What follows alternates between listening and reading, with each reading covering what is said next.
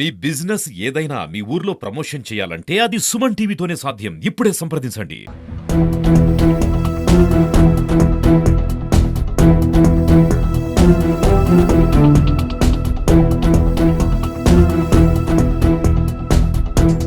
Crime number 67/25 దొంగతనం కేసులో 25/4/2025 జరిగింది.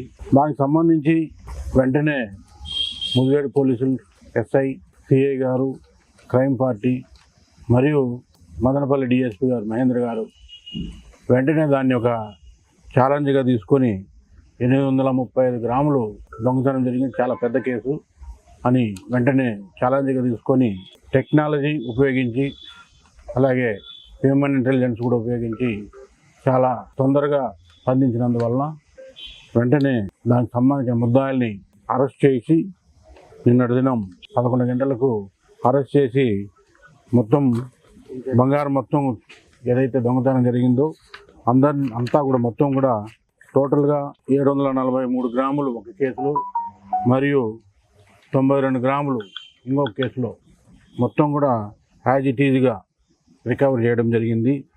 ఇందులో ముద్దాయిలు పాలగర అమీర్ సోహైల్, అలాగే సమీర్ అహ్మద్, కన్నెమడుగు కిషోర్, మొగసాల తిరుమలేష్, టేకులపాలెం అరుణ్ కుమార్, ఇలా 5 మందిని కూడా అరెస్ట్ చేయడం జరిగింది. వీళ్ళకి సంబంధించి విచారిస్తే ఆల్రెడీ కిషోర్ పైన వాళ్ళ ఇంట్లోనే ఇంతకు ముందు 72 గ్రాములు దొంగతనం చేయడం, అది కూడా రికవర్ చేయడం జరిగింది. ఇంకా మొగసాల తిరుమలేష్ అంటే ఇతను కూడా నేర చరిత్ర ఉంది. 6 అతను ఆల్రెడీ హత్య కేసులో ముద్దాయిగా ఉన్నారు. వీళ్ళందరూ కూడా ఎందుకు చేశారు, సొంత ఇంట్లోనే దొంగతనం చేయాల్సినంత అవసరం వచ్చింది అని చూస్తే వీళ్ళందరూ కూడా క్రికెట్ బెట్టింగ్ ఎక్కువ ఆడుతూ ఉన్న డబ్బులందరినీ పోగొట్టుకొని తిరిగి వాళ్ళ వాహనాలను కూడా కుదవబెట్టడం, ఇంట్లో వాళ్ళని కూడా బెదిరించి డబ్బులు వసూలు చేయడము, ఇవి చేసిన దానివలన ఈ క్రికెట్ బెట్టింగ్ దెబ్బకి వీళ్ళు దొంగతనాలు చేయాల్సిన పరిస్థితి వీళ్ళే తెచ్చుకున్నారు. సో కాబట్టి అందరికి కూడా ప్రజలందరికీ మీ పిల్లలు ఎవరైతే ఉన్నారో వాళ్ళని కొంచెం గమనించండి. ఏదైతే చెడు వ్యసనాలకు, క్రికెట్ బెట్టింగు, గంజాయి ఇటువంటి సంబంధించిన వాటి జోలికి పోనీయకుండా మీరు జాగ్రత్తగా వారి మీద కొంచెం నిఘా పెట్టండి. అటువంటివి ఏమైనా ఉంటే పోలీసులకు కూడా చెప్తే మేము కూడా తప్పనిసరిగా చర్యలు తీసుకొని వాళ్ళకు కూడా కౌన్సిలింగ్ చేయడం జరుగుతుంది. యువత ముఖ్యంగా క్రికెట్ బెట్టింగ్ అనేది చాలా వరకు మీరు చెడిపోవడానికే తప్ప ఎవరు కూడా బాగుపడలేదు. సో ఆ విషయం మీరు అందరూ గుర్తుపెట్టుకొని దాని జోలికి పోవద్దండి. సో క్రికెట్ అనేది కేవలం అందరూ చూసి సంతోషపడడానికే కానీ క్రికెట్ బెట్టింగ్ చేయడానికి కాదు అని గుర్తుంచుకోవాలి. సో ఇందులో ముఖ్యంగా చాలా కష్టపడి పనిచేసిన, కొత్తగా వచ్చే ఎంతో చాకచక్యంగా పనిచేసిన మా మహేంద్ర డిఎస్పీ గారికి, అలాగే సత్యనారాయణ, చంద్రశేఖర్ ఇన్స్పెక్టర్లు, అలాగే ముదువీడు ఎస్ఐ దిలీప్, ముఖ్యంగా కానిస్టేబుల్స్ ఎవరైతే ఉన్నారో వాళ్ళందరినీ కూడా పోలీస్ శాఖ తరఫున అభినందిస్తున్నాము. సో ఇక ముందు కూడా ఎవరైనా సరే ఇలాంటి దొంగతనాలు పాల్పడితే ఇంకా బాగా పట్టుకోవాలని చెప్పి వాళ్ళందరినీ కూడా తగిన ప్రోత్సాహక బహుమతులు కూడా ఇవ్వడం జరుగుతుంది. ఈ విషయం ప్రజలందరూ కూడా మరొకసారి మీ తరపున వారికి క్రికెట్ బెట్టింగ్ గురించి జరిగిన దానికి ఫలితం ఏముంది అని మీరు తెలియజేయాల్సిందిగా మీకు కూడా మేము విజ్ఞప్తి చేస్తాం. టోటల్గా 2 కలిపి 75 లక్షలు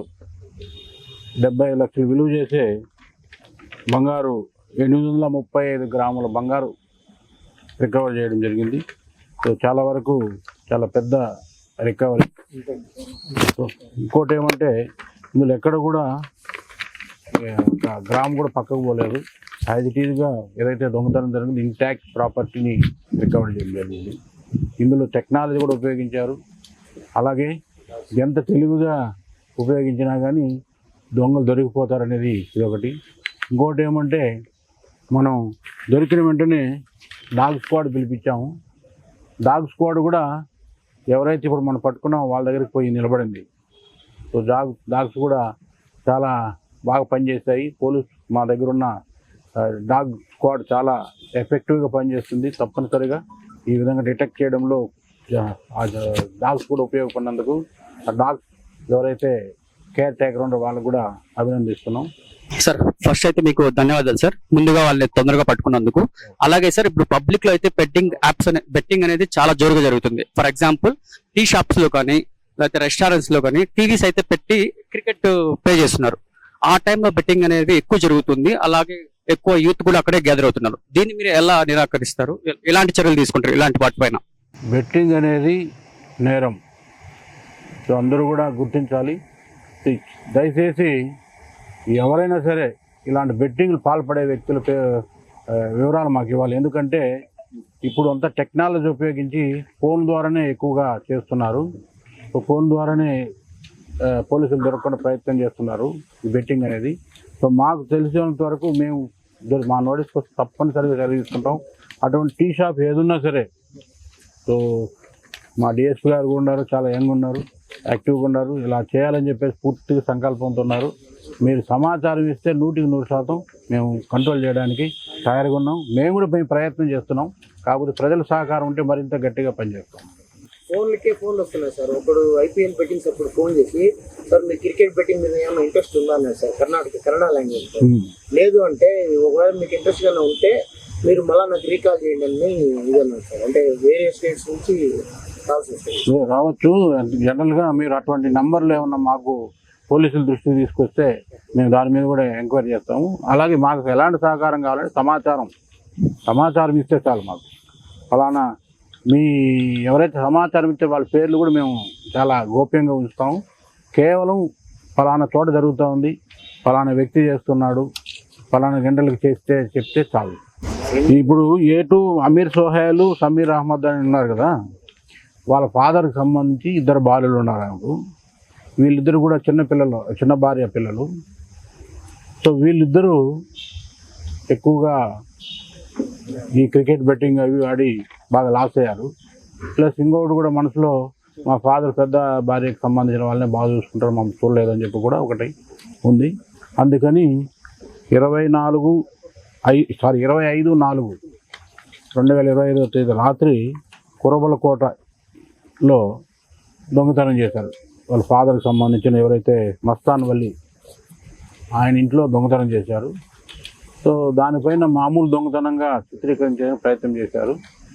అది వెరిఫై చేసినాక అందులో దొరికిన వేలు ముద్రలు అయితే కానీ అలాగే డాగ్ స్క్వాడ్ యొక్క డిటెక్షన్ కానీ మా వాళ్ళు పనిచేసిన చీనా పర్పస్కి దొరికిన సాక్ష్యాలను బట్టి కానీ ఇంకా టెక్నాలజీ ఉపయోగించి కానీ ఇవన్నీ కూడా కలిపి వీళ్ళు ముద్దాలని తెలిసింది.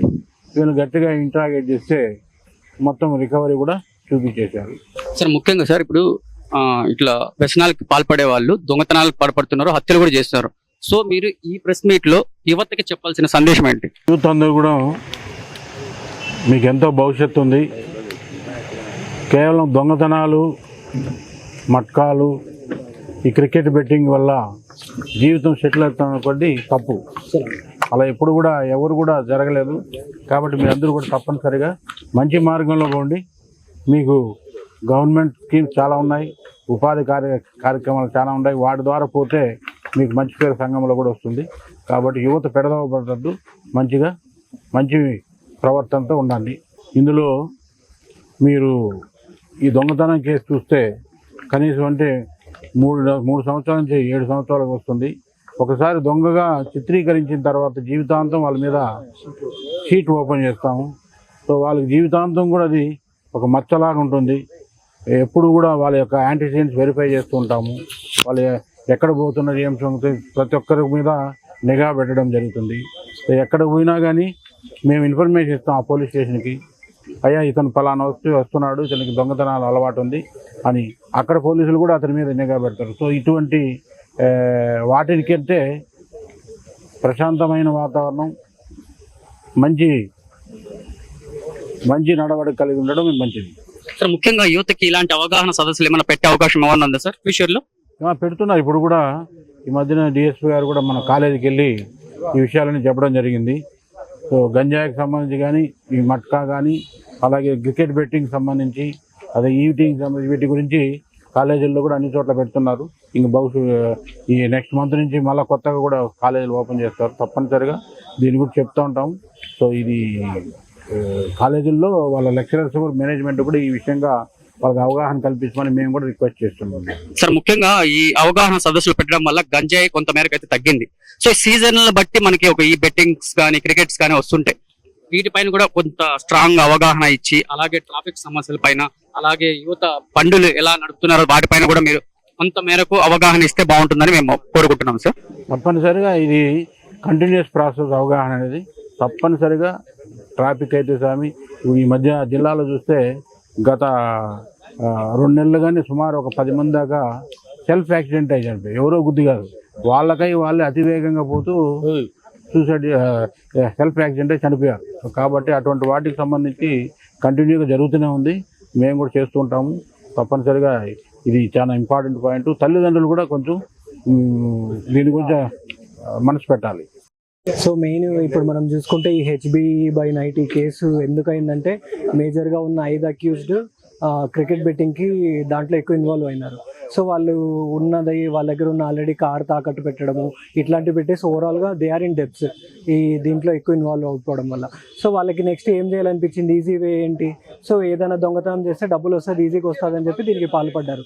సో మేజర్ ఏంటంటే ఈ క్రికెట్ బెట్టింగ్ ఈజీ మనీ ఏదైతే ఉంటుందో దానికోసం నువ్వు ఒక్కసారి వస్తుంది, తర్వాత ఏమైపోతుంది, వచ్చిన దానికి 4 times 5 times ఎక్కువ వెళ్ళిపోతుంది. తర్వాత ఇంకా వాళ్ళు ఏం చూసుకుంటారు, ఇమీడియట్గా కూడా ఇట్లాంటి ఈజీ వే చూసుకున్నప్పుడు దీనికి వెళ్ళిపోతున్నారు. సో అందువల్ల క్రికెట్ బెట్టింగ్కి కానీ ఇట్లాంటి దానికి అసలు అట్లాంటి వాటికి చాలా దూరంగా ఉండాలి యూత్ అనేది. ఇలాంటి చర్యలు జరగకుండా ముందు యువతకి మన అవగాహన ఇచ్చే కార్యక్రమాలను చేపడతారా? డెఫినెట్లీ. సో ఈ మధ్యకాలంగా నేను వచ్చి రేపటికి 3 weeks. సో ఇప్పటికీ కూడా చాలా బీటెక్ కాలేజ్కి వెళ్ళడం జరిగింది, డిగ్రీ కాలేజీకి వెళ్ళడం జరిగింది, ఇంటర్ కాలేజ్కి కూడా వెళ్ళడం జరిగింది. సో వెళ్ళినప్పుడు మేజర్గా నేను సైబర్ క్రైమ్స్ ఏవైతే ఉంటాయో ఈ OTP స్కామ్స్ కానీ వీటితో పాటు క్రికెట్ బెట్టింగ్ గురించి కూడా మాట్లాడడం జరుగుతుంది. సో ఈజీ మనీ ఏదైతే ఉందో దీనికి కంప్లీట్గా దూరంగా ఉండాలి. ఏదైతే ఉందో లైఫ్లో ఒక గోల్ పెట్టుకొని కష్టపడి చదువుకోవాలి, కష్టపడి ఉన్న ఎయిమ్స్ని లాఫుల్ వేస్లో దాన్ని అచీవ్ చేయాలని చెప్పేసి మేము కూడా అవేర్నెస్ కల్పించడం జరుగుతుంది. ముఖ్యంగా చూసుకున్నట్టయితే మదనపల్లిలో మేజర్గా గంజాయి అంటూ ఈ క్రికెట్ బెట్టింగ్స్ అంటూ జోరుగా సాగుతుంది. సో కొంత మేరకు అయితే గంజాయి వరకు అయితే తగ్గింది, బెట్టింగ్స్ కూడా సీజన్ బట్టి వస్తున్నాయి. దీన్ని మీరు ఎలా దాన్ని చర్యలు తీసుకుంటారు దీనిపైన ముందు జరగకుండా? ఇప్పుడు ఏంటంటే ఇవి ఏవైతే చెప్తున్నారో క్రికెట్ బెట్టింగ్ కావచ్చు, లేకపోతే ఇంకేంటి లాటరీలా కావచ్చు, వీటన్నిటిపైన కూడా మేము ఇన్ఫర్మేషన్ పెట్టడం జరిగింది. దానిపైన మాకంటూ ఒకటి వర్కౌట్ చేసిన తర్వాత మాకు కన్క్లూసివ్గా ఎవిడెన్స్ వచ్చి ప్రూఫ్ ఉంది, దీని ఆ టైంలో మాత్రం డెఫినెట్గా మా నోటీస్కి వచ్చి వర్కౌట్ చేసిన తర్వాత అయితే దానిపైన యాక్షన్ తీసుకోవడం జరుగుతుంది. ఇలాంటి చర్యలకు పాల్పడిన వాళ్ళకి ఎలాంటి శిక్షలు ఉంటాయి సార్ మామూలుగా? వీళ్ళందరికీ కూడా ఇప్పుడు డెఫినెట్గా కూడా there are many acts, even BNS, ఈ IPC ఇవే కాకోకుండా దెర్ ఆర్ మెనీ థింగ్స్. అంటే ఇప్పుడు గేమింగ్ యాక్ట్ కావచ్చు, మిగిలిన దాంట్లో కూడా డిఫరెంట్ టైప్ ఆఫ్ సెక్షన్స్ ఉంటాయి, దాని తగ్గట్టు ఇంప్రిసన్మెంట్స్ ఉంటాయి, ఫైన్స్ కూడా ఉంటాయి. అలాగే ముఖ్యంగా ఇలాంటి వాటిల్లో అడిక్ట్ అవ్వడానికి ముఖ్య కారణం ఏం చెప్తారు సార్ యువతకి? అంటే ఎందుకు అడిక్ట్ అవుతున్నారు వీటిపైన ఎక్కువగా? ఓకే, సో మెయిన్ ఏంటంటే ఇప్పుడు మేజర్గా ఒకటి సైబర్ అనేది మనం డబుల్ ఎడ్జ్డ్ సోర్డ్ లాంటిది. అంటే దానివల్ల బెనిఫిట్స్ ఉంటాయి, డిసడ్వాంటేజెస్ ఉంటాయి. చాలా వరకు ఇప్పుడున్న యూట్యూబ్ లింక్స్ కావచ్చు, ఇంకోటి కావచ్చు, లేదంటే ఫ్రెండ్స్ గ్రూప్ కావచ్చు, దాని గురించి ఇంతకుముందు తెలిసినోడు వాడేదో దానివల్ల బెనిఫిట్ పొంది వాడు ఈజీ వే ఏది ఉన్నప్పుడు వాడు ఒకటి సజెస్ట్ చేస్తాడు, లేదా యూట్యూబ్లో చూస్తాడు, లేదా ఇన్స్టాగ్రామ్లో చూస్తాడు. వీటన్నిటి వల్ల వీనికి కొంచెం దీనిపైన తెలిసి అవును కదా ఇదేదో బాగుంది, దీనివల్ల వాడు బెనిఫిట్ అయ్యాడు, అట్లా బెనిఫిట్ అయ్యారని చెప్పి చూసుకోవడం వల్ల దీని సైడ్ ఎక్కువ మంది వెళ్ళిపోతున్నారు. ల్యాక్ ఆఫ్ అవేర్నెస్ ఇది అంతే. సో ఫ్యామిలీ వాళ్ళకి ఎలాంటి అవగాహన ఇస్తారు సార్? మేజర్గా ఏంటంటే ఎప్పుడైనా కానీ ఒక పిల్లోడి భవిష్యత్తులో ఫ్యామిలీ అనేది మేజర్ రోల్, ఫస్ట్ స్టెప్ అక్కడే. సో బయటకు వచ్చిన తర్వాత మేము కాలేజ్లో అవేర్నెస్ ఎట్లయితే చేస్తున్నామో పిల్లలకి రైట్ ఫ్రమ్ స్కూలింగ్ దగ్గర నుంచి ఎప్పుడైతే 5th క్లాస్ అవుతుంది 6th క్లాస్ అవుతుంది అప్పుడు ఎప్పుడైతే మెచ్యూరిటీ ఉంటుందో ఆ టైం నుంచే చెప్పాలి వీటన్నిటి గురించి. లైక్ వీటన్నిటికీ దూరంగా ఉండాలి, గుడ్ వేస్లో ఉండాలి, మోరల్స్ డెవలప్ చేయాలి, వాళ్ళకి ఎథిక్స్ డెవలప్ చేయాలి. ఇవన్నీ డెవలప్ చేస్తేనే వాడు ఒక పాయింట్ ఇంటర్మీడియట్కి వచ్చిన తర్వాత లేదా బీటెక్కి వచ్చిన తర్వాత కూడా వీటన్నిటి గురించి కొంచెం తెలుసుకొని రైట్ వేలో వాడు వెళ్ళడానికి పాసిబిలిటీ ఉంటుంది.